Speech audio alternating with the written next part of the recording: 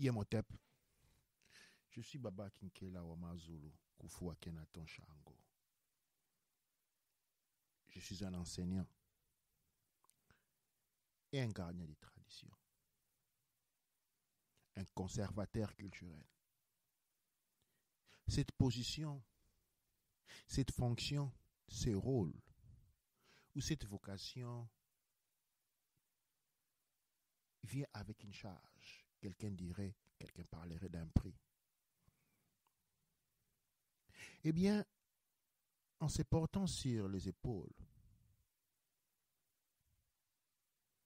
le devoir de conserver la tradition, de la transmettre aux générations futures, les conservateurs et les protecteurs des traditions, l'on se porte avec la peine de nos ancêtres, la douleur de nos ancêtres, la douleur de l'esclavage, ou je dirais plus encore, des plusieurs esclavages, des tortures, des tueries, des assassinats. Eh bien, la connaissance vient avec tous ces cadeaux-là, tous ces paquets-là. Ces paquets de souffrances, ces paquets de peines, et peut-être pour quelqu'un des troubles intérieurs. La connaissance, les secrets de la connaissance, vient avec tout cela. Il existe des blessures qui ne peuvent se cicatriser, car elles sont tellement profondes qu'elles seront toujours un signe. Telle est la condition existentielle des maîtres des savoirs. En étant introduit au savoir secret, on est aussi par là même introduit à la souffrance secrète. Cette souffrance qui est au fait un don. Parce que c'est par cette souffrance que nous reconnectons, où je parlerai de l'émotivité autour de cette souffrance que nous nous reconnectons aux ancêtres. Par leur peine, nous apprenons à les connaître. C'est ainsi qu'un conservateur culturel, un maître des traditions,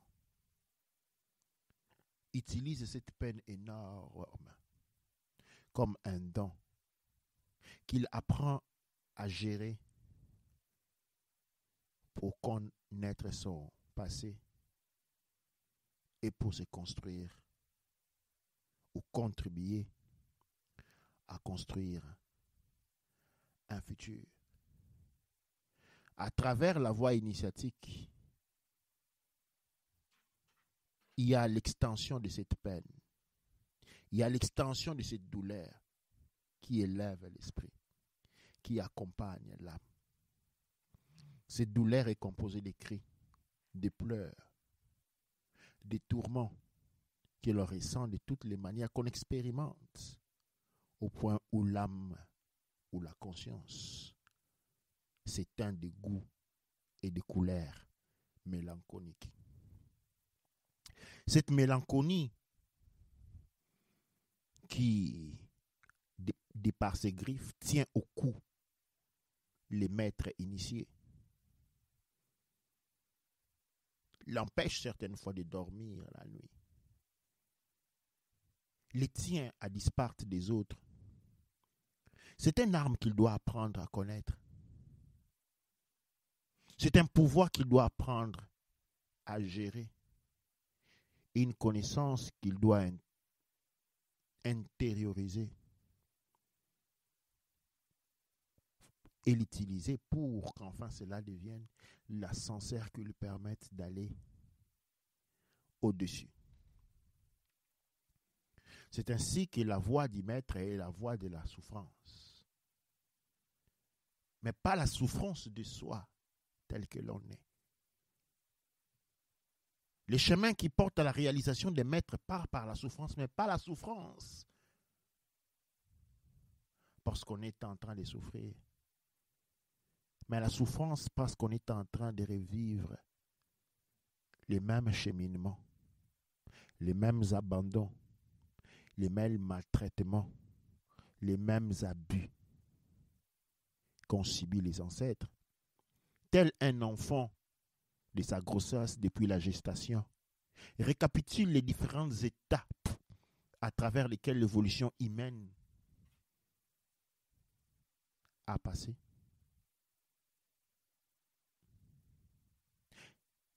Les maîtres passent dans sa formation à travers les souffrances, lesquelles, s'il apprend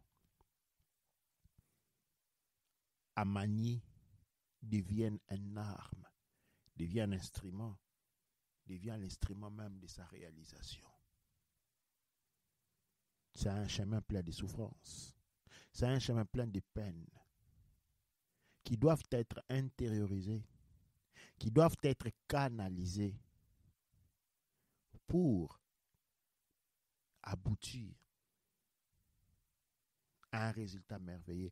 Haussar porte les signes du lotus, la fleur blanche de couleur qui naît au milieu des immondices.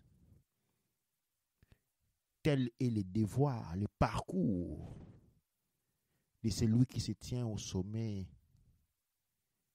de la connaissance culturelle traditionnelle et en déverse chaque jour une goutte vers la postérité, vers les futures générations.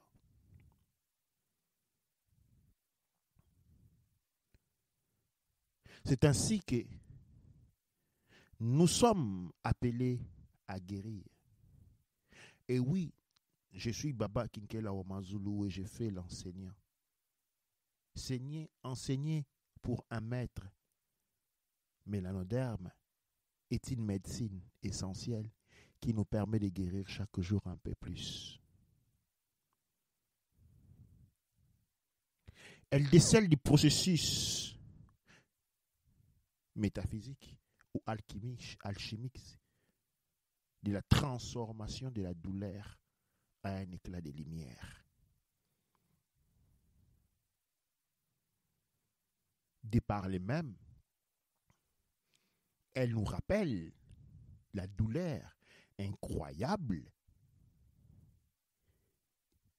que l'initié expérimente, mais que même la personne de la rue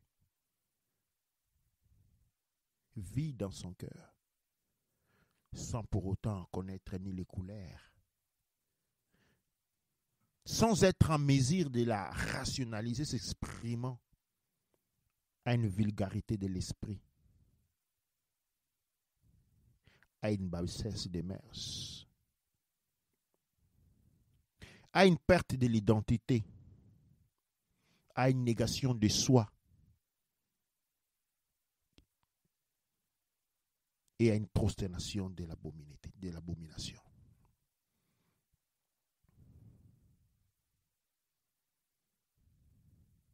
Les communautés ont été créées comme mécanismes à travers lesquels les personnes pouvaient guérir, car tel est le rôle de la communauté.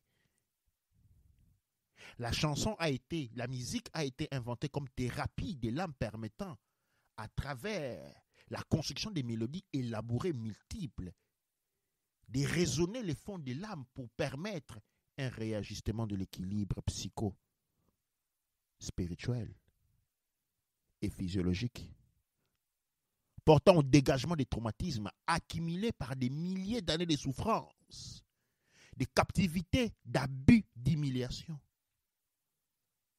Hélas, ces instruments ont été détournés de nous. Le rôle de la musique a été détourné de son point d'origine, de sa conception d'origine, et sa mission a été bafouée. Le sens même de la communauté comme unité de soins thérapeutiques a été bafoué. C'est dégénérant dans les dépravations psychomentales et psychologiques. générant ainsi un reflux de ce qui, par ensuite, définit les maladies psychosomatiques qui, en fait, témoignent d'un état d'âme en trouble par superposition. Enseigner est une médecine, est une thérapie, ou je dirais même un parcours initiatique à travers lequel je procède à la transmutation de la douleur de nos ancêtres à un éclat de lumière, en étant en mesure de réveiller les instincts les plus enfouis, reporter à la vie une conscience, révéler une identité cachée du soi, de la personne inconnue, méconnue de sa propre existence.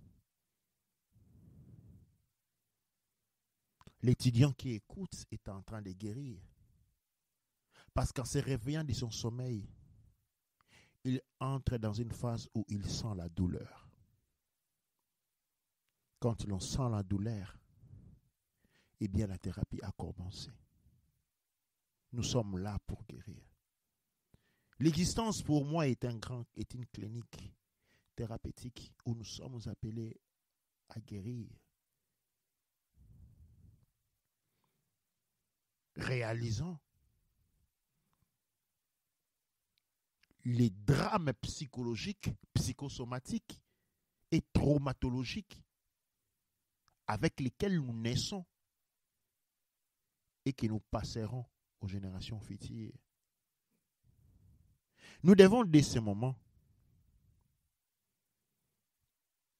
prendre acte, du moins, par antithèse, de développer des instruments de guérison. Nous passerons nos traumatismes aux générations futures, mais dis-moi, assurons-nous de l'air passer ces traumatismes accompagnés des instruments pour la guérir. Contemplons aujourd'hui même leur action positive dans le futur de guérison et d'une renaissance, car aujourd'hui la renaissance n'est pas possible. Aujourd'hui nous pourrons parler de la guérison. Nous devons travailler sur la guérison. Mais pour guérir, il faut reconnaître d'être malade. Et il faut accepter cette maladie. Et pour accepter la maladie, il faut la regarder. Et quand on la regarde, on retrouve la souffrance. Quand on regarde la maladie, on vient en contact avec la connaissance de la souffrance et la connaissance des secrets. Car les secrets, les pouvoirs se cachent de la souffrance. Nous devons être dignes d'affronter cette souffrance, de la revivre dans notre vécu, de nous laisser transpercer par les lances lancées il y a des millénaires pour nous affranchir de la peine et nous relever en tant qu'étincelles de lumière. Ankh Oudja Seneb.